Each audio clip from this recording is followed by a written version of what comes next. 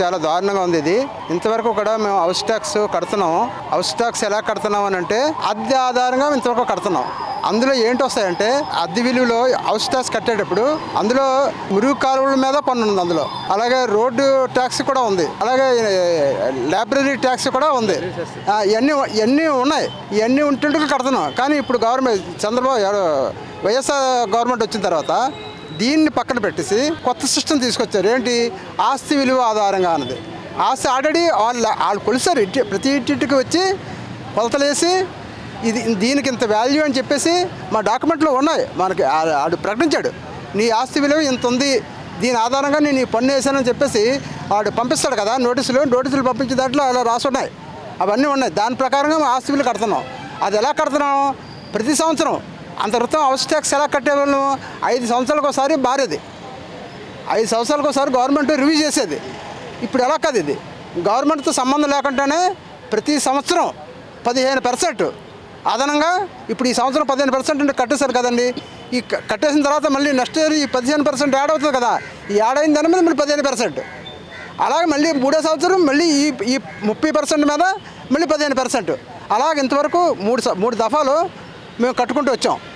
ఇప్పుడు ఈ గవర్నమెంట్ ఏం చేస్తుందంటే వీళ్ళేమో ఎన్నికల ముందు ఇది చాలా అన్యాయం, ఇలా చేయడం తప్పు, గవర్నమెంట్ అది మేము వస్తే సరిచేస్తాం అని చెప్పిన వాళ్ళు సరిచేయడం పోగా ఇది తీసి మనం మేము అడుగుతుంటే, ఇది అన్యాయం అని మేము అడుగుతుంటే మళ్ళీ రోడ్డు చుట్టుపై రోకల పొట్లాగా ఇది ఎంత తప్పు. మేమేం చేస్తామంటే ఇంటింటికి వస్తాము, సర్వే చేస్తాము. సర్వేలో ప్లాన్ ప్రకారంగా మేము ఇల్లు కడతాం. ఎలాంటి వాడికైనా చిన్న డీవియేషన్స్ ఉంటాయి. అందులో ఉంది. అందులో లాస్ట్ టైం దాంట్లో డీవియేషన్ వాల్యూ కూడా ఉంది, డీవియేషన్ సెస్ కూడా ఉంది. మళ్ళీ అదనంగా డీవియేషన్ అని చెప్పి 10% కానీ దాటి ఉంటే 20% ఏమని చెప్పేసి మొన్న 14వ తారీఖున ఎప్పుడో ప్రతి కార్పొరేషన్కి త్రూఅవుట్ ఆంధ్రాలో ఉన్న కార్పొరేషన్కి నోటీస్ పంపించాడు.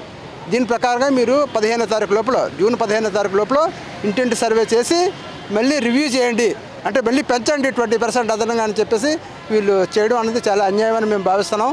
చాలా భారంగా ఉంటుంది. ఇప్పటికే ప్రతి ఒక్కరు కూడా లాస్ట్ టైం దాని మీద చాలా ఆందోళన పడ్డారు. మళ్ళీ ఇంటింటికి వచ్చి సర్వే చేసి మళ్ళీ అది కాదు 20% అంటే ఇది మళ్ళీ ఇంకొకటి ఆధారం ఆస్తి విలువ అనేటప్పటికీ ఇందులో ఇంకో పాయింట్ వస్తుందండి. ఏంటంటే గవర్నమెంటు మనకి రిజిస్ట్రేషన్ వాల్యూ ప్రతి సంవత్సరం కానీ 2 సంవత్సరాలకు ఒకసారి 3 సంవత్సరాలకు ఒకసారి రిజిస్ట్రేషన్ వాల్యూ పెంచుతుంది. అంటే భూముల వాల్యూ పెరిగాయని చెప్పి ఆ భూముల వాల్యూ పెరిగినప్పుడల్లా మన ఆస్తి విలువ పెరుగుతూ ఉంటుంది. ఈ ఆస్తి విలువ లింక్ పెట్టాడు కదా, అందువల్ల ఎప్పుడు కూడా అది పెరుగుతుంటుంది. పెరిగిన తర్వాత ఇంతవరకు 15% న్యాయం అని అనుకుంటే మళ్ళీ 20% పెంచమని చెప్పేసి వీళ్ళు ఏంటంటే సూపర్ 6 అమలుకి ఏదో హామీ ఇచ్చారు. హామీలకు ఆదాయం సమకూర్చుకోవాలని చూస్తున్నారు. ఆదాయం సమకూర్చుకోవడానికి చాలా మార్గాలు ఉన్నాయి. చాలా పెద్ద వాళ్ళకి రాయితీలు ఇచ్చేస్తున్నారు.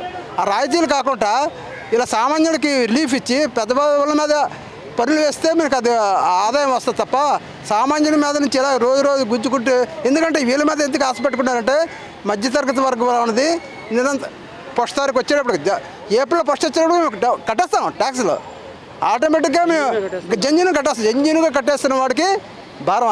ఇలా మోసం చేయడం భారం కదా, తప్పు కదా, తప్పని మేము భావిస్తున్నాం. అందుకని మేము సరిదిద్దమని మేము అడుగుతున్నాం.